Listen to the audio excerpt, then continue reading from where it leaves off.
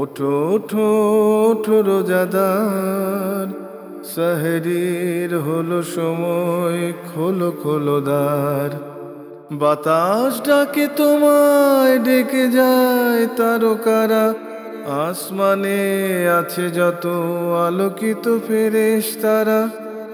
ওঠো ওঠো ওঠো রোজাদার, সেহরির হলো সময়, খোলো খোলো দ্বার। আসসালামু আলাইকুম ওয়া রাহমাতুল্লাহি ওয়া বারাকাতুহু। আলহামদুলিল্লাহি কাফা ওয়া সালামুন আলা ইবাদিহিল্লাযীনা ইসতাফা, আম্মা বা'দ। দেশ বিদেশের যে যেখান থেকে এনটিভির পর্দায় দেখছেন, এইচএম স্টিল নিবেদিত বরকতময় sehri, powered by Shahjalal Islami bank limited, co sponsor Islami bank Bangladesh limited এবং আল আরাফা ইসলামী ব্যাংক লিমিটেড অনুষ্ঠানের পক্ষ থেকে আমি এইচএম এনাবুল হক আপনাদের সকলকে জানাচ্ছি প্রাণ ঢালা অভিনন্দন এবং শুভেচ্ছা। প্রিয় দর্শক, অনুষ্ঠানের শুরুতেই আমরা শুনব মহাগ্রন্থ কোরআনুল কারীম থেকে তেলাওয়াত। সেহরির হলো সময়, খোলো খোলো দ্বার। أعوذ بالله من الشيطان الرجيم. بسم الله الرحمن الرحيم.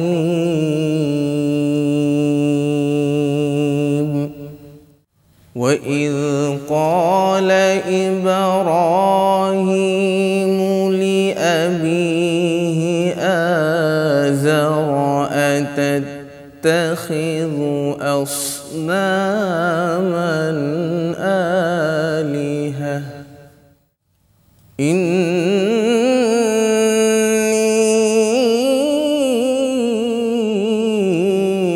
أراك وقومك في ضلال مبين.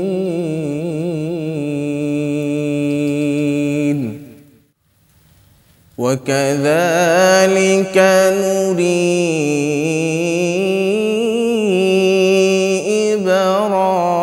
إبراهيم ملكوت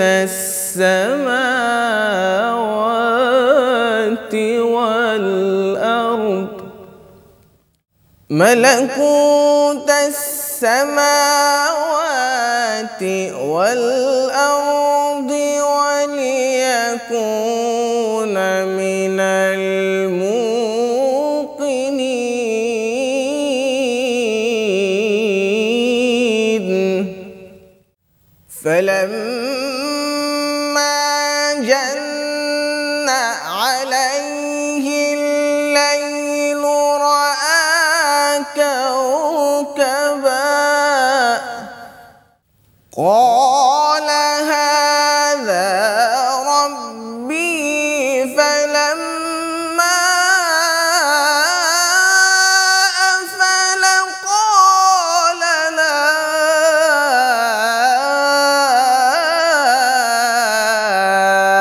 أحب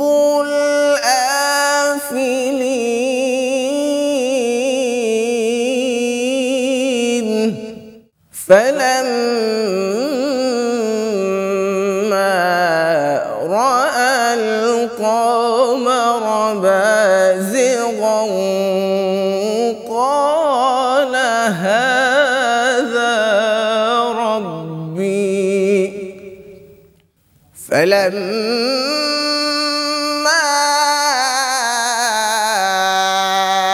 أفل قال لئن لم يهدني ربي لأكونن من القوم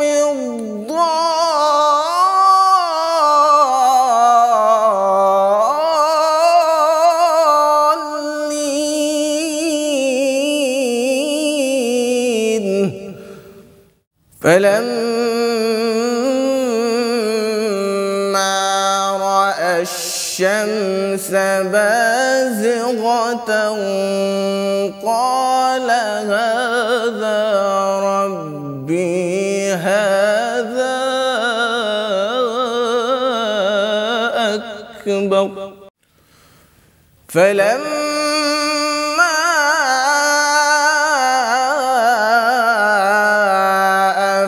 أفلت قال يا قوم إني بريء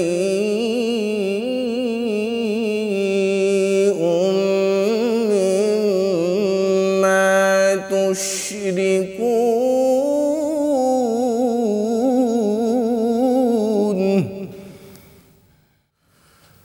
فلما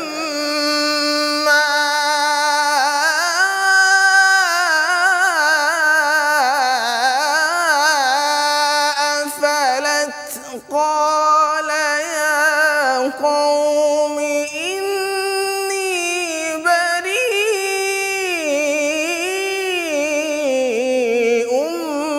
مما تشركون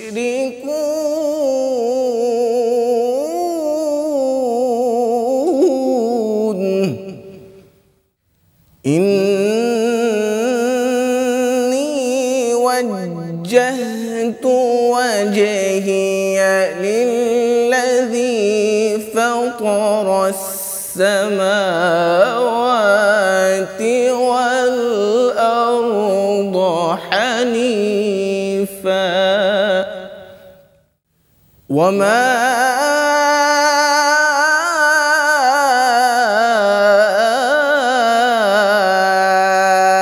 أنا من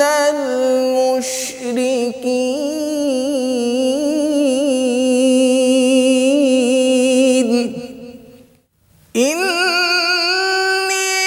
وجهت وجهي للذي فطر السماوات والأرض حنيفا وما أنا من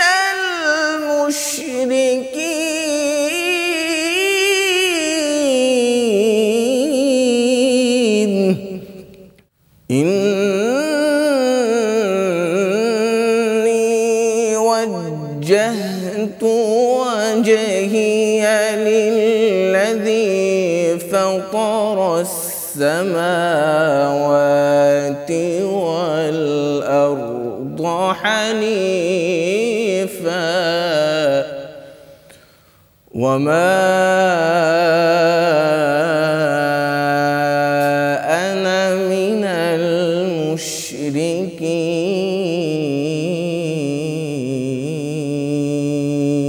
المشركين صدق الله العظيم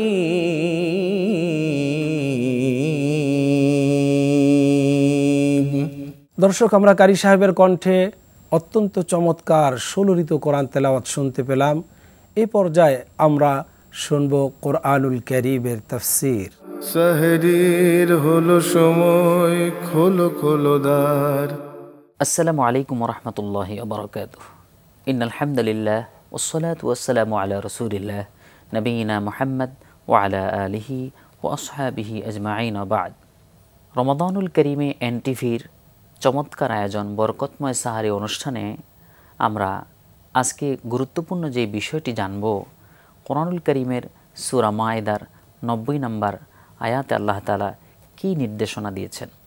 আল্লাহ সুবহানাহু ওয়া তাআলা এই আয়াতে কারিমার মধ্যে বলছেন, ইয়া আইয়ুহাল্লাযীনা আমানু ইন্নামাল খামরু ওয়াল মাইসির ওয়াল আনসাব ওয়াল আজলাম রিজসুম মিন আমালিশ শাইতান ফাজতানিবুহু লাআল্লাকুম তুফলিহুন। আল্লাহ তাআলা এই আয়াতে কারিমার মধ্যে ঈমানদারদেরকে ডেকে বলছেন, তোমরা যারা ঈমান এনেছো, ইন্নামাল খামরু ওয়াল মাইসির ওয়াল আনসাব, নিশ্চয়ই সমস্ত ধরনের মাদক, ওয়াল মাইসির ওয়াল আনসাব, যত ধরনের জুয়া রয়েছে এবং মূর্তি তৈরি করা রয়েছে, রিজসুম মিন আমালিশ শাইতান, এগুলো নিশ্চয়ই শয়তানের কাজ। ফাজতানিবু, তোমরা অবশ্যই এর থেকে বিরত থাকো, লাআল্লাকুম তুফলিহুন, তোমরা সফল কাম হবে। পরবর্তী আয়াতে আল্লাহ তাআলা বলছেন, ইন্নামা ইউরিদুশ শাইতানু আন ইউকিআ বাইনাকুমুল আদাওয়াতা ওয়াল বাগদা ফিল খামরি ওয়াল মাইসির, নিশ্চয়ই মাদক এবং জুয়া খেলা, এই দুইটি জিনিসের মাধ্যমে শয়তান চায় তোমাদের মধ্যে হিংসা বিদ্বেষ বাড়াতে, তোমাদের মধ্যে ঝগড়া সৃষ্টি করতে, এবং ফিল খামরি ওয়াল মাইসির, আল্লাহ তাআলা এর পরবর্তীতে বলছেন ওয়ায়াসুদ্দুকুম আন যিকরিল্লাহ, আর ওয়া আনিস সালাত, তোমাদেরকে আল্লাহর জিকির থেকে দূরে রাখতে চায় এবং সালাত থেকে দূরে রাখতে চায়। ফাহাল আনতুম মুনতাহুন, তোমরা কি এই মাদক থেকে দূরে থাকবে না? আয়াতে কারিমার অনুবাদ শুনে নিশ্চয়ই প্রিয় দর্শক আমরা বুঝতে পেরেছি যে এই আয়াতে কারিমার মধ্যে আল্লাহ সুবহানাহু ওয়া তাআলা কী নির্দেশনা দিয়েছেন। হযরত ওমর রাদিয়াল্লাহু তাআলা আনহু সবসময় আকাঙ্ক্ষা করতেন মাদকের বিষয়ে যদি আল্লাহ কোনো আয়াত নাজিল করতেন তাহলে খুবই ভালো হতো। এবং তখনকার সময়ের লোকেরা মদ খেত না, শুধু তারা জুয়া খেলে তারা অর্থ রোজগার করত। সাহাবীরা এসে আল্লাহ রাসূল সাল্লাল্লাহু আলাইহি ওয়াসাল্লামকে জিজ্ঞাসা করল যে এই বিষয়ে আপনার বক্তব্য কি, নির্দেশনা কি? তখন আল্লাহর পক্ষ থেকে আয়াত নাজিল হলো সূরা আল বাকারার 21 নম্বর আয়াত। আল্লাহ তাআলা বলছেন ইয়াসআলুনাকা আনিল খামরি ওয়াল মাইসির, হে নবী তারা আপনাকে মদ এবং জুয়া সম্পর্কে জিজ্ঞাসা করে। কুল ফীহিমা ইসমুন কাবীর, আপনি বলবেন এটা অত্যন্ত গর্হিত কাজ, গুনাহের কাজ। ওয়া মানাফিউল লিন-নাস, তবে এর মধ্যে কিছুটা উপকার রয়েছে। তবে এই দুইটা কাজের মধ্যে ক্ষতিকর দিকটাই বেশি। ওয়া ইসমুহুমা আকবারু মিন নাফিহিমা, কল্যাণের চাইতে ক্ষতির দিকটাই বেশি। আল্লাহ সুবহানাহু ওয়া তাআলা এরকম একটি আয়াত নাজিল করলেন। হযরত ওমর রাদিয়াল্লাহু তাআলা আনহুর মনোপুত হলো না, তার কাছে মনে হলো যে আল্লাহ যদি আরেকটু স্পষ্ট নির্দেশনা দিতেন তাহলে খুব ভালো হতো। তার মনের আকাঙ্ক্ষা আল্লাহ সুবহানাহু ওয়া তাআলা কবুল করলেন। ইয়া আইয়ুহাল্লাযীনা আমানু লা তাকরাবুস সালাতা ওয়া আনতুম সুকারা, আল্লাহ তাআলা নাজিল করলেন তোমরা যারা ঈমান কবুল করেছো এবং তোমরা যখন সালাত আদায় করবে মাদক গ্রহণ অবস্থায় তোমরা সালাতের নিকটবর্তীও হয়েও না। সাহাবীদের মধ্যে আমল শুরু হয়ে গেল, তারা আর নামাজে যাওয়ার পূর্বে তারা আর মদ পান করছে না। হযরত ওমর রাদিয়াল্লাহু তাআলা আনহুর কানে যখন এই আয়াত গেল, তার মনের আশা এখনও পরিপূর্ণরূপে পূর্ণ হয়নি। তিনি মনে মনে আকাঙ্ক্ষা করতে লাগলেন যে আল্লাহ সুবহানাহু ওয়া তাআলা যদি আর একটু স্পষ্ট নির্দেশনা দিতেন তাহলে ভালো হতো। ওমর রাদিয়াল্লাহু তাআলা আনহু এত মর্যাদা সম্পন্ন একজন ব্যক্তি ছিলেন, তার ব্যাপারে কোরআনুল কারীমে অনেকগুলো আয়াত নাজিল হয়েছে।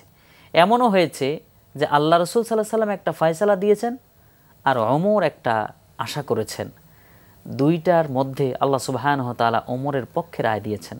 যেমন আব্দুল্লাহ ইবনে উবাই ইবনে সুলুলের জানাজা যখন আল্লাহ রাসূল পড়ালেন তখন ওমর রাদিয়াল্লাহু তাআলা আনহু কিন্তু আল্লাহ রাসূলের জামা টেনে ধরেছিলেন।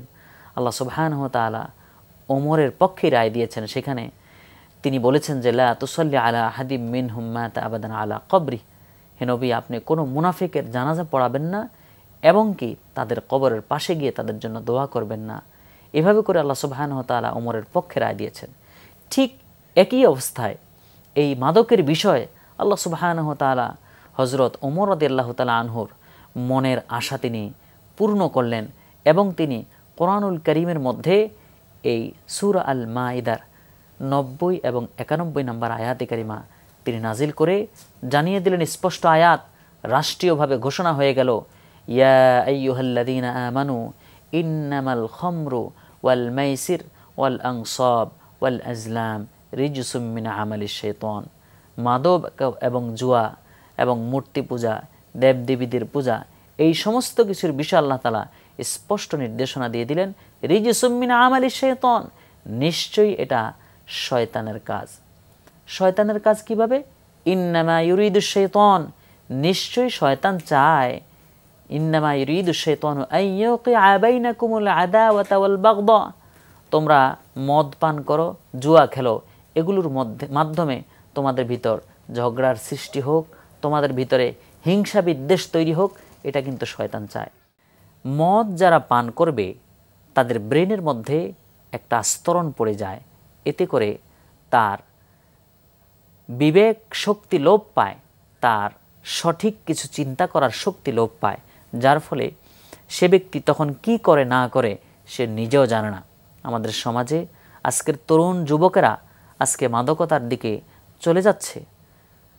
একটা রাষ্ট্রের পক্ষ থেকে বিভিন্ন বাহিনীর মাধ্যমে নিয়ন্ত্রণ করার চেষ্টা করা হয়, কিন্তু বেশিরভাগ ক্ষেত্রেই দেখা যায় তারা কিছুটা নিয়ন্ত্রণ করতে পারলেও আমাদের তরুণ যুবকদেরকে আটকিয়ে রাখা যাচ্ছে না।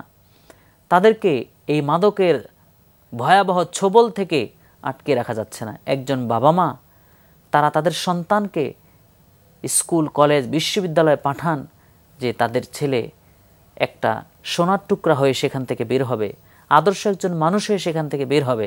কিন্তু পড়ালেখা শেষে যদি একটা ছেলে সে মাদকের মধ্যে ডুবে যায়, সে ইয়াবা খায়, বিভিন্নভাবে আমাদের যুবকদের মধ্যে এর প্রবণতা লক্ষ্য করা যায়, তখন সেই বাবা মায়ের চোখের পানি ফেলা ছাড়া আর কিছুই থাকে না। এই মাদক আমাদের ব্যক্তি জীবনের শত্রু, সামাজিক জীবনের শত্রু, পারিবারিক জীবনের শত্রু এবং রাষ্ট্রীয়ভাবেও রাষ্ট্র অনেক সময় ক্ষতিগ্রস্ত হয় এই ধরনের অন্যায় অপরাধগুলোর কারণে। তাই আল্লাহ সুবহানাহু ওয়া তাআলা এই আয়াতে কারিমার মধ্যে যে কথাটা বললেন যে শয়তান চায় এই মাদক তোমাদের মধ্যে প্রতিষ্ঠিত করে তোমাদের পারস্পরিক ঝগড়া, হিংসা, বিদ্বেষ বাড়াতে। সুতরাং আমাদের উচিত হবে কোরআনুল কারীমের এই নির্দেশনার আলোকে আমরা যেন মাদক থেকে ফিরে আসি। সাহাবায়ে কেরাম যখন এই আয়াতে কারিমা শুনলেন, হযরত ওমর রাদিয়াল্লাহু তাআলা আনহু তিনি যখন শুনলেন ফাহাল আনতুম মুনতাহুন, তোমরা কি এর থেকে বিরত থাকবে না? ওমর রাদিয়াল্লাহু তাআলা আনহু তখন বলেন ইনতাহাইনা ইনতাহাইনা ইনতাহাইনা, অবশ্যই আমরা এখান থেকে বিরত থাকব, এই কাজ আমরা আর করব না। সাহাবায়ে কেরাম একজনের ঘরে বৈঠক করছিলেন, আবু তালহা রাদিয়াল্লাহু তাআলা আনহু, তিনি আনাস রাদিয়াল্লাহু তাআলা আনহুকে বললেন বাইরে একটু দেখে আসো তো কি ঘোষণা হচ্ছে। আনাস রাদিয়াল্লাহু তাআলা আনহু এসে বললেন যে মদ হারাম করা হয়েছে, নিষেধ করা হয়েছে। তখন তিনি সাথে সাথে সবাইকে নির্দেশ দিয়ে দিলেন এই মুহূর্তে তোমাদের হাতের বোতলগুলো ফেলে দাও, তোমাদের মদের পাত্রগুলো ফেলে দাও। একদম বন্যা বইতে লাগলো, সমস্ত নগরী মদে ভাসতে লাগলো। সবাই নিশ্চিতভাবে আল্লাহর নির্দেশনা পালন করলেন যে আল্লাহ তাআলা যেটা হারাম করেছেন সেটা কোনো ঈমানদার গ্রহণ করতে পারে না, সেটা কোনো ঈমানদার খেতে পারে না, সেটা কোনো ঈমানদার সেবন করতে পারে না। সেই জন্য ঈমানদারদের উচিত হবে রমাদানুল কারীমের অন্য সমস্ত অপরাধের পাশাপাশি এই মাদক অথবা নেশা জাতীয় যত দ্রব্য রয়েছে সেগুলোর থেকে যেন আমরা বিরত থাকি। নেশা যেই সমস্ত জিনিস দ্বারা নেশা তৈরি করা হয় সেগুলো বিক্রি করা, সেগুলো আমদানি করা, রপ্তানি করা সমস্ত কিছুই রাসূল করিম সাল্লাল্লাহু আলাইহি ওয়াসাল্লাম আল্লাহর পক্ষ থেকে এগুলোকে হারাম করেছেন। কোরআনুল কারীমের এই বিধানটা যদি আমরা আমাদের ব্যক্তি জীবন, পারিবারিক জীবন এবং সামাজিক জীবনে বাস্তবায়ন করতে পারি তাহলে মাদকের করাল গ্রাস থেকে আমাদের তরুণ সমাজ বেঁচে যাবে। আমরা একটা সভ্য সমাজ, সুন্দর সুশৃঙ্খল সমাজ আমরা পেয়ে যাব। তাই আসুন কোরআনুল কারীমের এই নির্দেশনার আলোকে আমরা মাদক থেকে বেঁচে থাকার চেষ্টা করি। আল্লাহ সুবহানাহু ওয়া তাআলা আমাদের এই সমাজটাকে মাদক মুক্ত সমাজ হিসেবে কবুল করুন। গঠন করার জন্য যথাযথ পদক্ষেপ আমাদেরকে নেওয়ার তৌফিক দান করুন। আমিন। ওয়া সাল্লাল্লাহু আলা নবিয়িনা মুহাম্মদ ওয়া আলা আলিহি ওয়া আসহাবিহি আজমাইন। আসসালামু আলাইকুম ওয়া রাহমাতুল্লাহি ওয়া বারাকাতুহু। দর্শক, আমরা কোরআনুল কারীমের তাফসীর শুনলাম। এই পর্যায়ে শুনব একটি ইসলামী গান। সাহরির হলো সময়, খোলো খোলো দ্বার, রহমের বৃষ্টিতে ভেজেলো জামিন, হৃদয় সাগরে এলো বারাকার ঢেউ, বুকের উঠোনে নাচে না জাতের দিন, কে যে সুখ রব ছাড়া বুঝবে না কেউ। রহমের বৃষ্টিতে ভিজলো জামিন, হৃদয় সাগরে এলো বারাকার ঢেউ, বুকের উঠোনে নাচে না জাতের দিন, কে যে সুখ রব ছাড়া বুঝবে না কেউ। কান পেতে শোনো গায়ে সাত আসমান, খোশামদেদ এলো মাহে রমাদান। কান পেতে শোনো গায়ে সাত আসমান, খোশামদেদ এলো মাহে রমাদান। আ আ আ আ এই মাস মালিকের সেরা উপহার, অবহেলা করে তাকে হারাবো না আর। এই মাস মালিকের সেরা উপহার, অবহেলা করে তাকে হারাবো না আর। সিয়াম কিয়ামের বরত নিষদিন, ছড়াবো আমল ফুলে খুশবুর ঘ্রাণ। কান পেতে শোনো গায়ে সাত আসমান, খোশামদেদ এলো মাহে রমাদান। কান পেতে শোনো গায়ে সাত আসমান, খোশামদেদ এলো মাহে রমাদান। এসো করে পাপগুলো পুরে পুরে ছাই, ফোটাই ঠোঁটের পাড়ে হরফের ফুল। কদরের রাত যদি একবার পাই, মুছে যাবে জীবনের গুনাহ খাতা ধুল। এই মাস হেলা করে যদি চলে যায়, তুমি বড় হতভাগা এই দুনিয়ায়। এই মাস হেলা করে যদি চলে যায়, তুমি বড় হতভাগা এই দুনিয়ায়। রোজা রাখো ক্ষমা চাও, খুলে আছে দ্বার, তাকাও দু চোখ মেলে দেখো রাইয়ান। কান পেতে শোনো গায়ে সাত আসমান, খোশামদেদ এলো মাহে রমাদান। কান পেতে শোনো গায়ে সাত আসমান, খোশামদেদ এলো মাহে রমাদান। রহমের বৃষ্টিতে ভিজলো জামিন, হৃদয় সাগরে এলো বারাকার ঢেউ। বুকের উঠোনে নাচে নাজাতের দিন, কি যে সুখ রব ছাড়া বুঝবে না কেউ। কান পেতে শোনো গায়ে সাত আসমান, খোশামদেদ এলো মাহে রমাদান। কান পেতে শোনো গায়ে সাত আসমান, খোশামদেদ এলো মাহে রমাদান। কান পেতে শোনো গায়ে সাত আসমান, খোশামদেদ এলো মাহে রমাদান।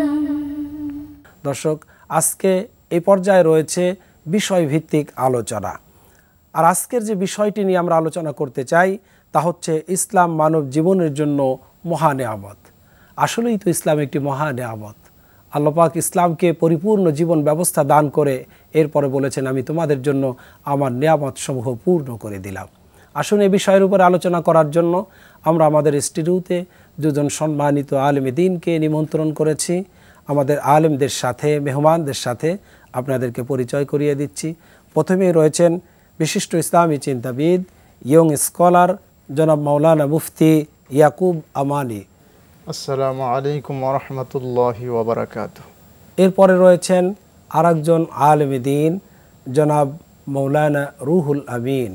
আসসালামু আলাইকুম ওয়া রাহমাতুল্লাহি ওয়া বারাকাতুহু। প্রিয় দর্শক, আজকে যে বিষয়টি নিয়েছি মানব জীবনের সবচাইতে বড় বিষয়, যেটা মানুষের জানা উচিত, যে ইসলাম হচ্ছে একমাত্র আল্লাহর পক্ষ থেকে মনোনীত জীবন ব্যবস্থা।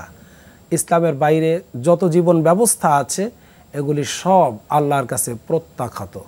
এই জন্য আমরা এই বিষয়টি নিয়ে আমাদের মেহমানদের কাছ থেকে আলোচনা শুনব। আমি প্রথমে ইয়াকুব আমানি সাহেবের কাছে জানতে চাইব যে আমি দর্শকদের কাছে যে কথাটা বললাম যে ইসলামই একমাত্র জীবন ব্যবস্থা যেটা আল্লাহ পাক মনোনীত, এই বিষয়টি যদি আমাদের জন্য ইসলাম কেমন নেয়ামত এবং এটা আল্লাহর পক্ষ থেকে কেমন আমাদের জন্য একটি পূর্ণ হেদায়েত দান করেছেন। ইন্নাদ-দীনা ইনদাল্লাহিল ইসলাম। আল্লাহ সুবহানাহু ওয়া তাআলা এই পৃথিবীর মধ্যে যতগুলো দিন ধর্ম নাজিল করেছেন তার মধ্যে সর্বশ্রেষ্ঠ বিধান আল্লাহ তাআলা মানবজাতিতে দান করেছেন, সেটা হলো কোরআনুল কারীম। সেই কোরআনুল কারীমও আল্লাহ সুবহানাহু ওয়া তাআলা পবিত্র মাহে রমাদান মাসে নাজিল করেছেন। এই কল্যাণময়, বরকতময়, নেয়ামতপূর্ণ একটি কিতাব যে আল্লাহ তাআলা আমাদেরকে দিলেন, শুধুমাত্র একমাত্র আল্লাহ তাআলার বিধান অনুযায়ী প্রত্যেকটি মানুষের জীবন পরিচালনা করার জন্য আল্লাহ তাআলা আমাদেরকে নেয়ামত দান করেছেন। আল্লাহ সুবহানাহু ওয়া তাআলা পবিত্র কোরআনুল কারীমে সূরা আলে ইমরানে যেই কথাটি বলেছেন, ইন্নাদ-দীনা ইনদাল্লাহিল ইসলাম, নিশ্চয়ই আল্লাহর কাছে একমাত্র মনোনীত বিধান হলো ইসলাম। আমরা এটাকে অনেক সময় ধর্ম মনে করি যে ইসলাম একটি ধর্ম, দিন মানে ধর্ম। তো আল্লাহ সুবহানাহু ওয়া তাআলা যে কথাটা পৃথিবীর মানুষকে বোঝাতে চেয়েছেন সেটা হলো দিন মানে হলো বিধান। পৃথিবীর মানুষকে বিধান দিয়েছেন, মানুষকে আল্লাহ তাআলা পৃথিবীর মধ্য থেকে এই বিধান পরিচালনা করার মাধ্যমে একজন শ্রেষ্ঠ মানব হিসাবে গড়ে তুলতে চায় এবং তাকে পরকালের জন্য আল্লাহ তাআলা এই জান্নাতে যাওয়ার একমাত্র বিধানই হচ্ছে পবিত্র কোরআনুল কারীম। যারা ফলো করবে তারাই একমাত্র ওই পরকালে সুখের নেয়ামতের জান্নাতে থাকতে পারবে। অতএব আমাদের কাছে পরিষ্কার যে আল্লাহ তাআলার কোরআনই হলো সর্বশ্রেষ্ঠ আমাদের জন্য নেয়ামত। এই কোরআন যদি পৃথিবীতে না আসতো তাহলে পৃথিবীতে মানুষ হিসেবে পরিচিত হতে পারতো না, সব চতুষ্পদ জন্তুর মতো থাকা লাগতো। আল্লাহ সুবহানাহু ওয়া তাআলার হাবিব বিশ্বনবী সাল্লাল্লাহু আলাইহি সাল্লাম দুনিয়াতে আসার পরে দীর্ঘ 40টি বছর কোথাও শান্তি সে প্রতিষ্ঠিত করতে পারেন নাই। যখনই 40 বছরের পরে বিশ্বনবী সাল্লাল্লাহু আলাইহি সাল্লাম নেয়ামত প্রাপ্ত হলেন, অর্থাৎ নবুয়ত প্রাপ্ত হলেন, ওহী যখন তার কাছে এই কোরআনুল কারীম নাজিল হওয়া শুরু করলো, তারপর থেকেই পৃথিবীর মানুষের মধ্যে একটা শান্তির বাতাস বয়ে যাওয়া শুরু করলো। অর্থাৎ এই কোরআনুল কারীম পৃথিবীতে আসার পর থেকেই এই পৃথিবীর মানুষকে শান্তিময় করছে, নেয়ামতপূর্ণ করছে। এটাই আমাদেরকে কিয়ামত পর্যন্ত এই কোরআন আমাদেরকে নেয়ামতপূর্ণভাবে রাখবে এবং শান্তিময় একটি জীবন পরিচালনার জন্য একমাত্র সহায়ক হলো আমাদের কোরআনুল কারীম। জি, সম্মানিত হাজিরিন, আপনার কাছে আবারও আসবো। মাওলানা রুহুল আমিন সাহেব উনি বলতেছিলেন দিন মানে বিধান, দিন মানে শুধু ধর্ম নয় যেটা আমরা মনে করি। নবী করিম সাল্লাল্লাহু আলাইহি ওয়াসাল্লামকে আল্লাহ পাক পৃথিবীতে পাঠানোর মিশন সম্পর্কে যে আয়াত নাজিল করেছেন 3টি জায়গায়, সেখানে আল্লাহ রাব্বুল আলামিন বলেছেন দীনিল হক, সত্য বিধান সহকারে তোমাকে আমি প্রেরিত করেছি। এই আয়াতের মধ্যেও প্রমাণ হয় দিন মানে ধর্ম নয়, এটা একটি বিধান, সত্য বিধান। সুতরাং এই বিধান আমাদের কাছে এসেছে, এই বিধানের মাধ্যমে আল্লাহ পাক আমাদেরকে নিয়ামত যে দিলেন, এই নিয়ামতের রূপরেখা কেমন হতে পারে, রূপরেখাটা কি, ইসলামের রূপরেখা, নিয়ামত, মানুষের জন্য পূর্ণ নিয়ামত দিলেন। আতমামতু আলাইকুম নি'মাতি, আল্লাহ তো বলেই দিলেন যে আমি তোমাদের জন্য যে বিধানকে, দিনকে কমপ্লিট করেছি, এটা আমার পক্ষ থেকে একটি পূর্ণ নিয়ামত তোমাদেরকে দিয়েছি। এই বিষয়টি যদি আপনি দর্শকদের জন্য বলেন। আলহামদুলিল্লাহ, অত্যন্ত চমৎকার একটি প্রশ্ন করেছেন, কথা বলেছেন। আল্লাহ রাসূল সাল্লাল্লাহু আলাইহি ওয়াসাল্লাম যখন দুনিয়া থেকে চলে গেলেন, বিদায় হজের ভাষণে তিনি বলে গেলেন আল-ইয়াওমা আকমালতু লাকুম দীনাকুম ওয়া আতমামতু আলাইকুম নি'মাতি ওয়া রাদিতু লাকুমুল ইসলামা দীনা। যদি এই ইসলাম ছাড়া অন্য কোনো বিষয় আল্লাহ পাকের পক্ষ থেকে মনোনীত থাকতো তাহলে তিনি সেটার নামও বলে যেতেন। এ থেকে আমরা বুঝতে পারি যে ইসলামই হচ্ছে একমাত্র জীবন ব্যবস্থা, একমাত্র মানে একটা মানুষের জীবনের সঠিকভাবে পরিচালনার জন্য একমাত্র ইসলামী ব্যবস্থা, অন্য কোনো ব্যবস্থা নাই। কোনো মানুষ কোনো জিনিস যদি তৈরি করে, সৃষ্টি করে, তাহলে তার জন্য একটা গাইড পাঠায়, একটা গাইড দেয়। একটা টেলিভিশন তৈরি করলে তার ক্রয়ের সময় তার সঙ্গে একটা গাইড থাকে, একটা ক্যাটালগ থাকে। মানব জাতিকে আল্লাহ তাআলা সৃষ্টি করার পরে তাদের ক্যাটালগ হিসেবে এই কোরআনকে নাজিল করেছেন। আর এই কোরআনকে নাজিল করেছেন আল্লাহ রাব্বুল আলামিন এই রমজান মাসে। কোরআনের স্পর্শে যে জিনিস এসেছে সে জিনিসই দামি হয়েছে। কোরআনের সঙ্গে সংস্পর্শ হওয়ার কারণে প্রত্যেকটা জিনিসই দামি বনে গেছে। একটা কাঠও যদি কোরআনের সঙ্গে সংস্পর্শ হয় তাহলে সেই জিনিসটা দামি বনে যায়। আর কোরআনই হচ্ছে ইসলামের একমাত্র জীবন মূল মন্ত্র। জি, মূল মন্ত্র। মানুষকে অন্ধকার থেকে আলোর দিকে আনার জন্য একমাত্র ব্যবস্থা হচ্ছে কোরআন। এই জন্য আমাদের সমাজের মধ্যে সমস্ত বিষয়, পারিবারিক জীবনে, রাষ্ট্রীয় জীবনে, সামাজিক জীবনে আমরা যদি ইসলামকে, আমাদের এই কোরআনকে যদি আমরা আমাদের বিধান হিসেবে মেনে নিতে পারি সমস্ত কাজের ক্ষেত্রে, আল্লাহ রসুল এটাকে দুনিয়াতে দেখায় দিয়ে গেছে। জি দর্শক, আমাদের আলোচনা চলতেছে ইসলাম মানব জীবনের একমাত্র পাথেয়, আল্লাহর পক্ষ থেকে একটি মহা নেয়ামত। এ বিষয়ে আলোচনা চলতেছিল। আমরা মাওলানা রুহুল আমিন সাহেবের কাছে বিরতির আগে প্রশ্ন করেছিলাম যে ইসলাম আল্লাহ পাকের যে পূর্ণ নেয়ামত, এই নেয়ামতটা কিভাবে প্রতিফলিত হয়েছে এটা যদি আপনি বর্ণনা করেন। আলহামদুলিল্লাহ, সুন্দর প্রশ্ন করেছেন। ইসলাম একমাত্র জীবন ব্যবস্থা, এটি প্রতিফলিত হয়েছে আমরা বিভিন্নভাবে এটাকে দেখতে পারি। ইসলাম যখন দুনিয়াতে আসে নাই, কোরআনের বিধান যখন দুনিয়াতে আসে নাই, ইসলামের বিধান যখন দুনিয়াতে আসে নাই, তখন মানুষ আইয়ামে জাহিলিয়াতের মধ্যে লিপ্ত ছিল। তারা জীবিত কন্যা সন্তানদেরকে দাফন করত।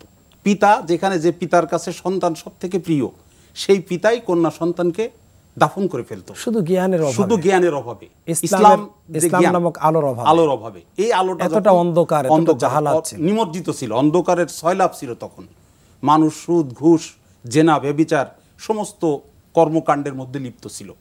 ইসলাম আসার পরে মানুষ এই সমস্ত জায়গা থেকে বিরত থেকে ইসলামের সুশীতল ছায়াতলে এসে মানুষ একটি সোনার মানুষে পরিণত হয়েছে। ওই নারীর, ওই কন্যার অধিকার দিয়েছে, ওই সন্তানের অধিকার দিয়েছে, পিতার অধিকার দিয়েছে, পুত্রের অধিকার দিয়েছে, মা বাবার অধিকার দিয়েছে। প্রত্যেকটা ক্ষেত্রে ইসলাম আসার কারণে সঠিক অধিকার মানুষ ফিরে পেয়েছে। যদি সঠিকভাবে এই ইসলামকে আমরা মেনে নিতে পারি, আমাদের সমাজ এরকম সুন্দরভাবে ইসলামের আলোতে আলোকিত হবে। ইসলাম যে পরিপূর্ণ একটি নিয়ামত, এটাকে দর্শকদের জন্য যদি আপনি আরো সুন্দর করে বলেন যে কিভাবে ইসলাম একটি মহা নিয়ামত। ইসলাম শব্দের অর্থ আমরা বিভিন্ন অর্থ মনে করি। ইসলাম শব্দের অর্থ মেনে নেওয়া, আত্মসমর্পণ করা। যদি আমরা আত্মসমর্পণ করা এই অর্থটি যদি বেছে নিই, সেখানে একজন মুসলিম পরিপূর্ণভাবে, সর্বক্ষণিকভাবে, সর্ব অবস্থায়, প্রত্যেকটি সেক্টরে, প্রত্যেকটি অঙ্গনে সব সময় একমাত্র আল্লাহ তাআলার আত্মসমর্পণ করবে। যে ব্যক্তি আল্লাহ তাআলার উপর আত্মসমর্পণ করে, ওই ব্যক্তি হলো ইসলামের ফোকাস পৃথিবীতে ছড়াই দিতে পারে। একজন ব্যক্তি যদি পরিপূর্ণ মুসলিম হতে পারে, তার দ্বারা অনইসলামিক কোনো কাজ সংগঠিত হতে পারে না। এজন্য আত্মসমর্পণ করা, আল্লাহ তাআলার কাছে সম্পূর্ণ আত্মসমর্পণ করা। যদি আমরা ইসলামকে এমনভাবে যদি মেনে নিই, কিছু সময় মানব, কিছু সময় মানব না, সেটা পরিপূর্ণ ইসলাম হবে না, আংশিক ইসলাম। এর জন্য আল্লাহ তাআলা যে কথাটা বলছেন যে তোমরা ইয়া আইয়ুহাল্লাযীনা আমানু দুখুলু ফিস-সিলমি কাফা, হে ঈমানদারগণ তোমরা পরিপূর্ণভাবে ইসলামের মধ্যে প্রবেশ করো। কারণ ইসলাম পরিপূর্ণ। যেহেতু ইসলাম পরিপূর্ণ, ইসলামের মধ্যে এমন কোনো বিষয় নাই যা তোমাদের দরকার কিন্তু ইসলাম সমাধান দেয়নি। মা ফাররাতনা ফিল কিতাবি মিন শাইইন। আল্লাহ সুবহানাহু ওয়া তাআলা এখানে দেখেন একটি বিষয়, ইয়া আইয়ুহাল্লাযীনা আমানু দুখুলু ফিস-সিলমি কাফা। কেন তোমাকে ইসলাম গ্রহণ করতে হবে, কেন তোমাকে মুসলিম হতে হবে? হে ঈমানদারগণ তোমরা পরিপূর্ণভাবে ইসলামের মধ্যে প্রবেশ করো। অন্য আয়াতে বলছে ইয়া আইয়ুহাল্লাযীনা আমানুত্তাকুল্লাহা হাক্কা তুকাতিহি ওয়া লা তামুতুন্না ইল্লা ওয়া আনতুম মুসলিমুন। তোমরা মুসলমান যতক্ষণ পর্যন্ত হতে না পারবে ততক্ষণ পর্যন্ত তোমরা মৃত্যুবরণ করো না। মৃত্যু তো হবেই, মাস্ট। কিন্তু আল্লাহ তাআলা কথা কেন বললেন? কেন বলছেন যে ঈমান তোমার থাকতে পারে। ঈমানের ক্যাটাগরি আছে, ঈমানের পাওয়ার কম বেশি আছে। সেই পাওয়ারগুলো তোমাকে অতিক্রম করার পরে পরিপূর্ণ তোমাকে মুসলিম হতে হবে। যেখানে বলা আছে হাক্কা তুকাতিহি, যথাযথ মুসলিম, যথাযথভাবে ইসলাম পালন করে তোমাকে মুসলিম হতে হবে। ইসলামের সমষ্টিগত যে বিষয়গুলো আছে, ঈমান, তাকওয়া, তারপরে মুসলিম, মুত্তাকি, মুহসিন, এই সমস্ত বিষয়গুলোকে যখন আপনি একত্রিত করতে পারবেন, অর্থাৎ আল্লাহ তাআলার কাছে সবচাইতে ইসলামের মধ্যে মর্যাদাবান ব্যক্তি হলো সে যে সবচাইতে বেশি ইহসানকারী, অর্থাৎ মুহসিন বান্দাকে আল্লাহ সবচেয়ে বেশি ভালোবাসেন। ইসলাম পালন করতে পারলেই আপনি পরিপূর্ণ মুসলিম হতে হবেন। সেই মুসলমান না হয়ে পৃথিবীর কোনো মানুষকে কবর যেতে আল্লাহ তাআলা নিষেধ করেছেন।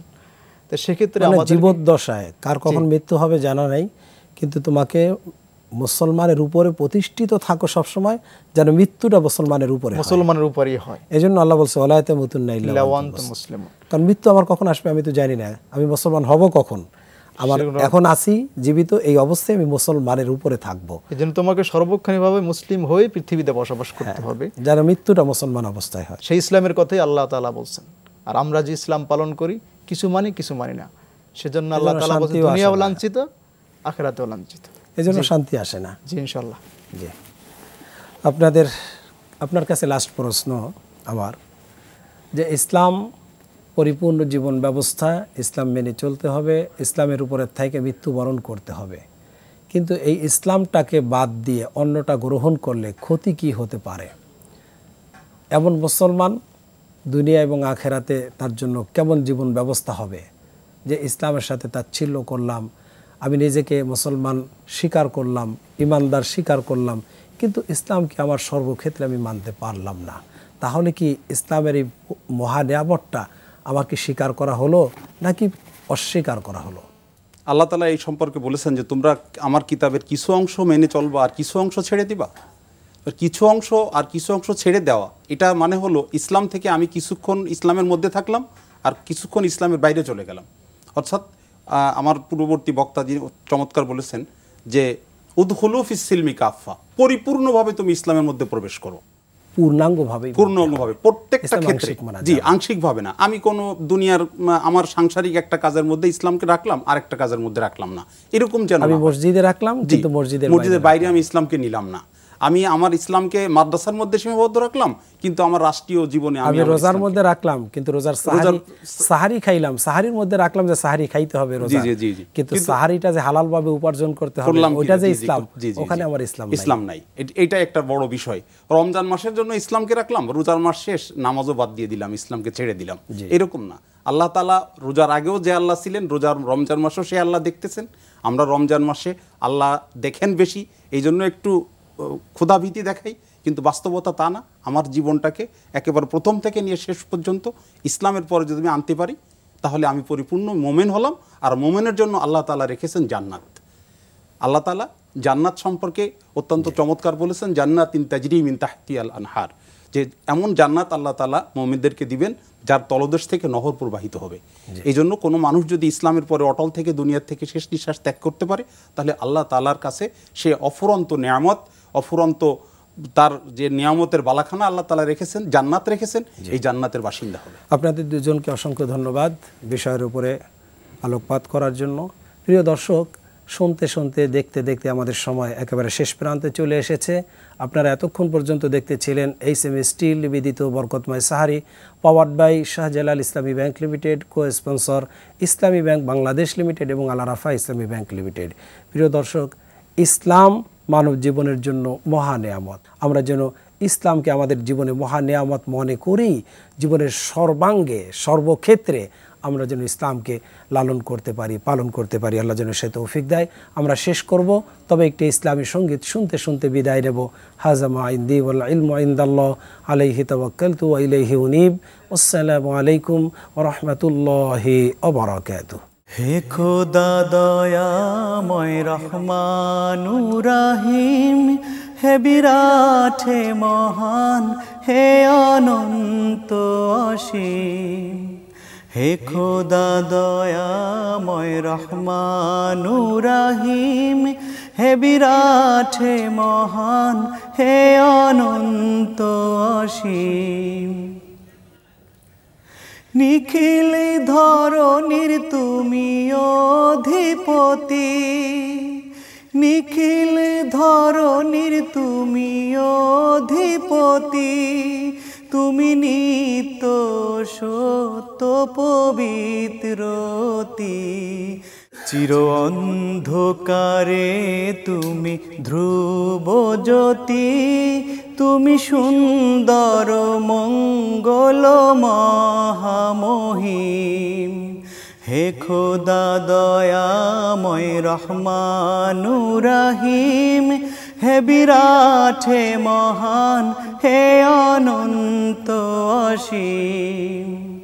তুমি মুক্ত স্বাধীন বাধা বন্ধনহীন, তুমি এক, তুমি অদ্বিতীয় চিরদিন। তুমি সৃজন পালন ধ্বংসকারী, তুমি সৃজন পালন ধ্বংসকারী, তুমি অব্যয় অক্ষয় অনন্ত আদিম। হে খোদা দয়াময় রহমানুর রহিম, হে বিরাট হে মহান হে অনন্ত অসীম। হে খোদা দয়াময় রহমানুর রহিম, হে বিরাট হে মহান হে অনন্ত অসীম। হে বিরাট হে মহান হে অনন্ত অসীম। হে বিরাট হে মহান হে অনন্ত অসীম।